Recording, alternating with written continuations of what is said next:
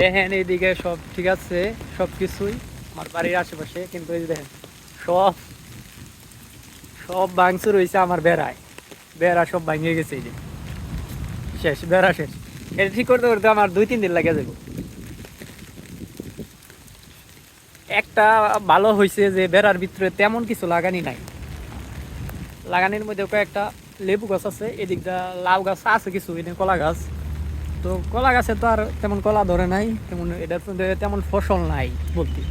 ফসল অন্য জায়গায়, ফসল ওই সাইডে, ওই সাইডে লাগাইছি ফসল। তো আল্লাহ যা করে ভালোই করে, তবুও মুখে হাসি রাইখা বলতে হইবা আলহামদুলিল্লাহ, যা হয়েছে ভালোই হয়েছে। আবার এই যে এই গাছের আম একটাও পড়ে না, এটা যতই জ্বর তুফান হোক, দেখাচ্ছি দাঁড়ান।